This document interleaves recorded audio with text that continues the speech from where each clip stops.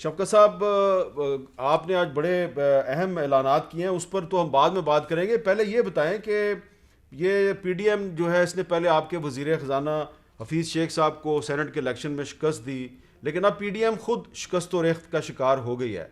تو یہ جو پی ڈی ایم میں شکست و ریخت ہو رہی ہے، اس کا کریڈٹ عمران خان صاحب کو دیں، صادق سنجرانی صاحب کو دیں، مسلم لیگ نون کو دیں، یا کس کو دیں؟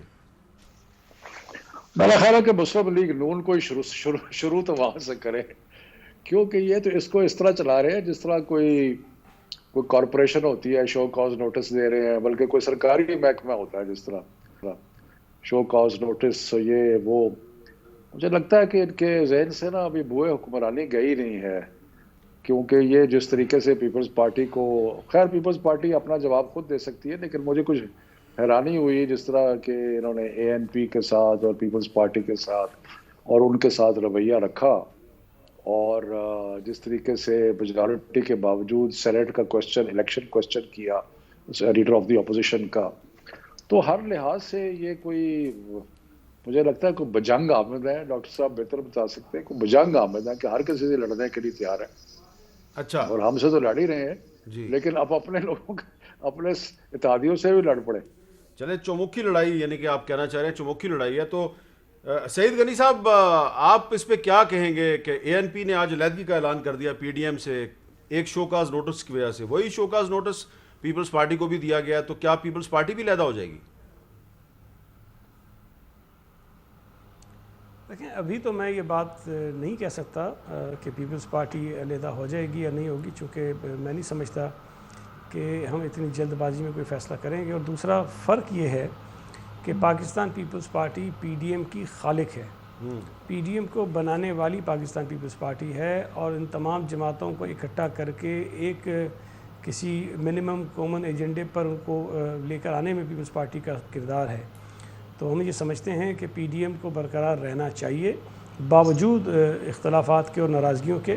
اس سے پہلے ماضی میں ان جماعتوں میں اس سے زیادہ اختلافات رہے ہیں، لیکن ایک کامن ایجنڈے پر جماعتیں اکٹھی ہو جاتی ہیں. تو میں تو اب بھی یہ امید رکھتا ہوں کہ تمام جماعتوں کی قیادت بیٹھے گی اور اس کا کوئی راستہ نکالے گی. لیکن یہ تمام جماعتوں کو ذمہ داری کا مظاہرہ کرنا چاہیے، اور جس انداز میں پیپلز پارٹی کے خلاف پورا نیریٹو بلڈ کیا جا رہا ہے، میں سمجھتا ہوں کہ یہ بات مناسب نہیں ہے. اور اگر کسی کو کوئی گلا شکوہ تھا بھی یا یہ تاثر بھی تھا کہ پیپلز پارٹی نے زیادتی بھی کر لی ہے، غلط کام بھی کیا ہے، تب بھی مناسب فورم جو ہے وہ پی ڈی ایم کی سربراہی میٹنگ تھی. وہاں پر وہ باتیں کی جا سکتی تھیں، بجائے اس کے کہ میڈیا کے ذریعے جو ہے یہ ساری باتیں کی جائیں. تو اس کا فائدہ ظاہر ہے کہ ultimately us P T I کی وفاقی حکومت کو ہوگا، جو بہت ہی کمزور ہو چکی تھی اور کمزور ہو رہی تھی. لیکن کچھ جماعتوں کی ضد کی وجہ سے ہم اس نیچ پہ پہنچے ہیں کہ آج حکومت جو اس بات کو سیلیبریٹ کر رہی ہے کہ پی ڈی ایم کی جماعتیں آپس میں لڑ رہی ہیں. اچھا سعید غنی صاحب، یہ سارا معاملہ شروع ہوا ہے یوسف رضا گیلانی صاحب کو سینٹ میں اپوزیشن لیڈر بنانے پہ. اس پر یوسف رضا گیلانی صاحب نے عادل شاہ زیب صاحب کو ایک انٹرویو دیا، اس میں جو انہوں نے بات کہی ہے ذرا سنیں وہ کیا کہہ رہے ہیں. انہوں نے مجھے اپروچ کہ ہم آپ کے ساتھ 4 ممبر کا group headed by Dilawar we want to join you. They didn't approach me, they approached chairman صاحب. اچھا، بلاول صاحب کو انہوں نے اپروچ یہ کیا. بلاول کا فیصلہ تھا کہ ٹھیک ہے ہم، ہاں ان کا اس وقت تک یہ نہیں تھا کہ میں لیڈر آف دا اپوزیشن بن تو رہا ہوں. یہ والا فیصلہ آپ اپنی سی سی کے پاس کیوں نہیں لے گئے؟ کون سا فیصلہ؟ یہ 4 ووٹ لینے کا.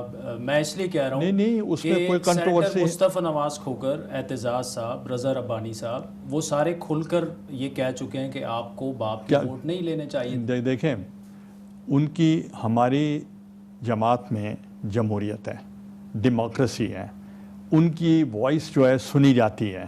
اگر انہوں نے یہ بات کہی ہے تو ہم اس کو اپریشیٹ کرتے ہیں کہ difference of opinion, when you agree to disagree, it's democracy. Saeed Ghani صاحب سوال میرا یہ ہے، یہ جو ڈان نیوز کو انٹرویو دیا یوسف رضا گیلانی صاحب نے، اس میں انہوں نے کہا کہ مصطفیٰ نواز کھوکر سمیت جو پیپلز پارٹی کے رہنما ڈس ایگری کر رہے ہیں، ہم اس کو اپریشیٹ کرتے ہیں. تو آپ کی پارٹی کے اندر بھی تو اس پہ ڈس ایگریمنٹ سامنے آیا ہے. تو آپ یہ نہیں سمجھتے کہ یہ جب فیصلہ کیا جا رہا تھا بی اے پی کے ووٹ لینے کا، تو یہ پی ڈی ایم سے پوچھ کے ہونا چاہیے تھا؟ دیکھیں میر صاحب، ہماری پارٹی میں میں سمجھتا ہوں کہ شاید ہی کوئی فیصلہ ایسا ہو جس پر 100% اتفاق ہو جاتا ہوتا ہوگا کچھ چیزوں پہ، لیکن جن چیزوں پر بھی سی میں بات ہوتی ہے وہاں پر مختلف رائے رکھنے والے لوگ ہوتے ہیں، مختلف آراء رکھتے ہیں اور اس کا اظہار بھی کھل کر کرتے ہیں.